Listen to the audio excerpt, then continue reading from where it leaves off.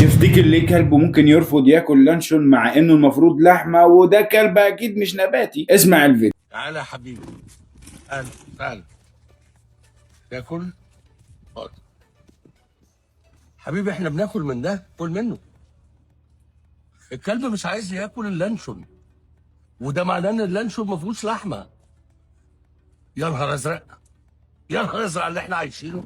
كل يا ابني لانشون ده بناكل منه، ده لحمه وانت كلب اكيد مش نباتي. اتفضل. يرفض تماما.